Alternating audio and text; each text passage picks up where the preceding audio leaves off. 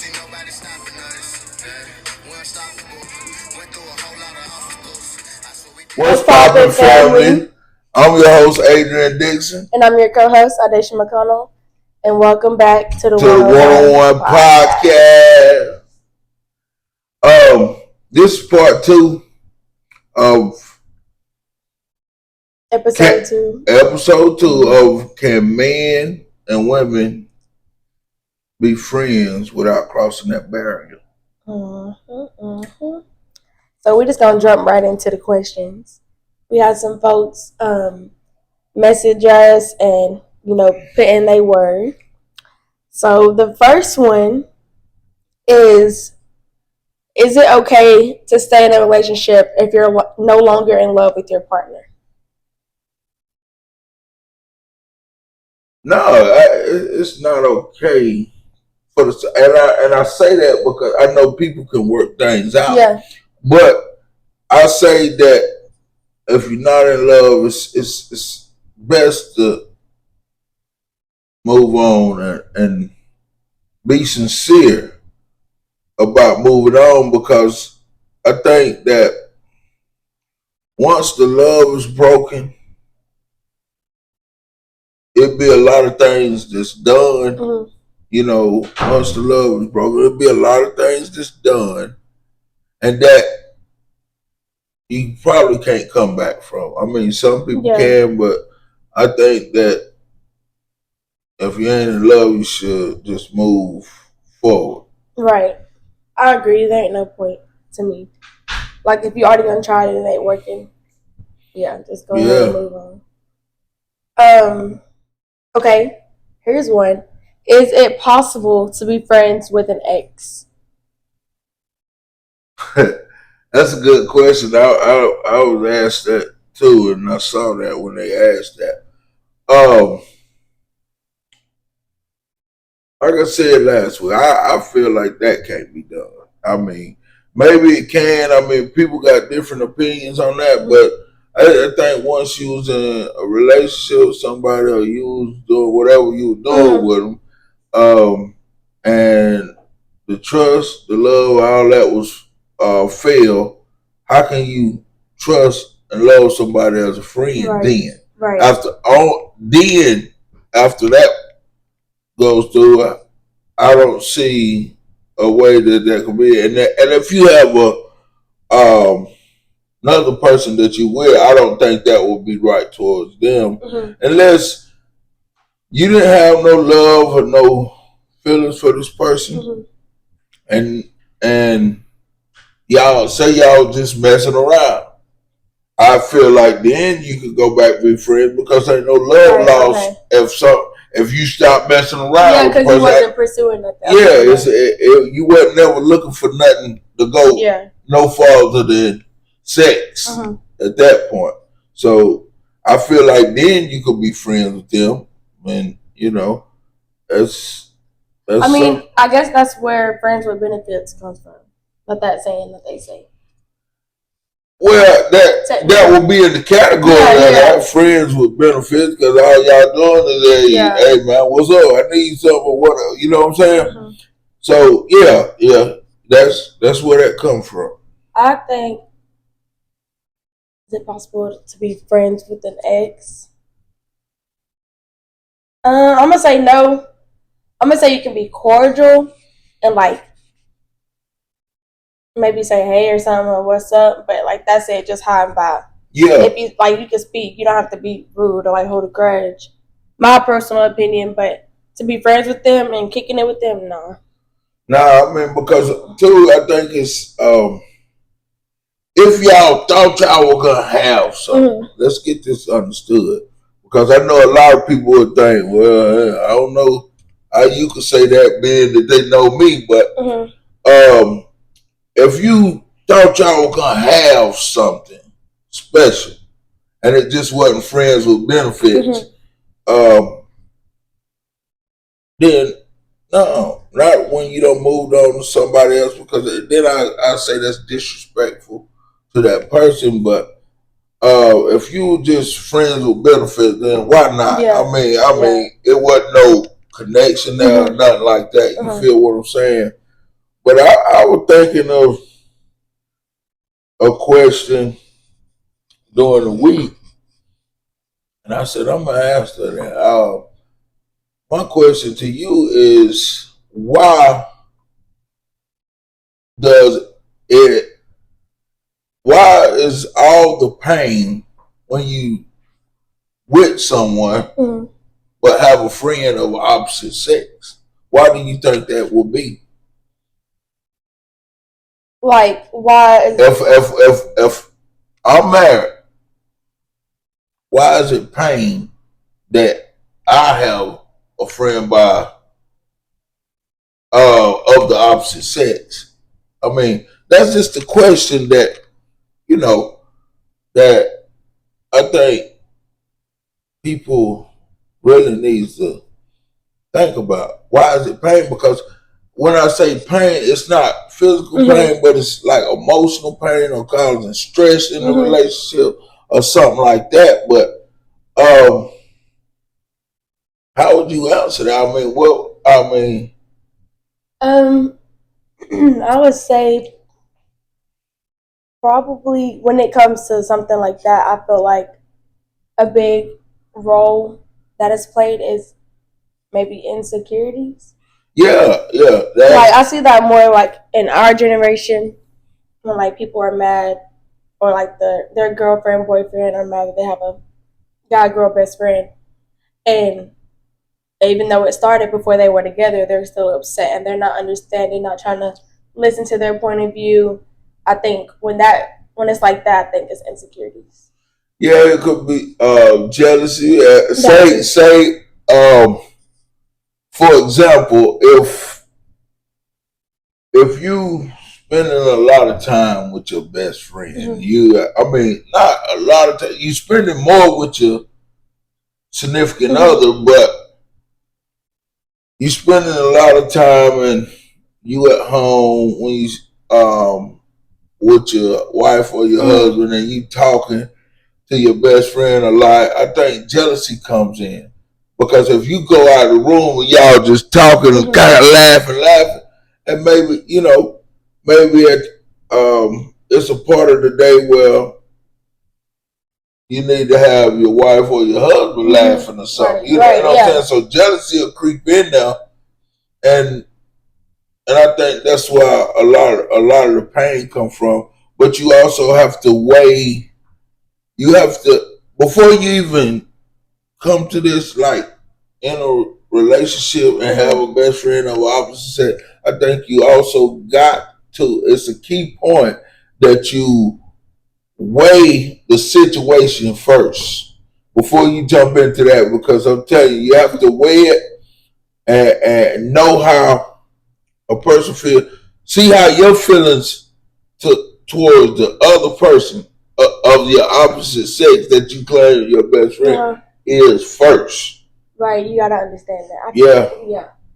You gotta be clear. You gotta know, because if you don't know, and then you might get yourself in a whole lot of trouble. I mean, because feelings would grow if you don't know, if you ain't weighed the situation out yet. Okay, and I think a lot. I was reading something. That question was asked, and I thought about it, and I said, well, you know what? That's the proper way of doing it without making your significant other feel insecure or jealous. Because jealousy is dangerous and it creeps up on you. And then if you don't weigh your options first and see how this person feel about you, you know what I'm saying? Make sure it's gonna stay level. Then you might, this is my best friend. I'm with my wife. You telling them stuff, and at the same time they're using it against you to get you to veer away from your family, and then stuff like that happens. So, what's the next question you got for me? That was a good question. Well, I guess you can answer this one. Can you truly love someone without ever having met them in person? I'm not. I see it done all the time, but I feel like, well, I think maybe you can do that. I don't know, because if you're talking to them constantly and getting to know them, but some point in time you're gonna have to see this person to really get the feel of, can I love this person? Because you could have conversation with people and fall in love with their conversation, but once you get with them, that person, and say y'all spend 3 weeks together, secluded from everybody, but y'all going out, y'all just spending time getting to know each other better, because I love your conversation. Right. But once you stay with me a period of time, that's when only you get to know the real person. Because if you fall in love with a person conversation, and you can do that, you know what I'm saying? If you fall in love with a person conversation and ain't spent no time with that person, this person could be a master manipulator or narcissist, as a lot of y'all women say, narcissist and all that stuff. And it's to get something out of you. It's to get something out of you that they will be this way. So then you fall in love with their conversation. Okay. Then when you see them in person or get to know them in person, they hellions. or they, you know what I'm saying? So I advise somebody to always see a person and spend time with a person before you consider loving that person, because you could be falling into a trap. Or then again, it could be true love. Right. It could be the person that you really want to spend your life with, and they're a good person, you're a good person. So, I mean, that could go either way, that question right there, I feel like. I agree. But, again, I was thinking about this thing, because I was talking and I said, well, you can be friends. A lot of people have said to me this week that you can be friends with the opposite sex. And I said, yeah, you can. I said, which I've been friends with the opposite sex of a person for all my life. You know what I'm saying? And when they see us, it's you could tell the eyes turning, they watching, they looking for any signs or whatever. But it's almost like we're more than friends now at this point. It's like family, and I think it's a good thing. And I tell anybody that has a friend opposite, know your boundaries, respect your friend, and keep it moving, because they're going to talk about you regardless of what you do. Just being real with you. For sure. They will. I mean, that's life, though. So you gotta, like you said, keep it pushing. Let me see.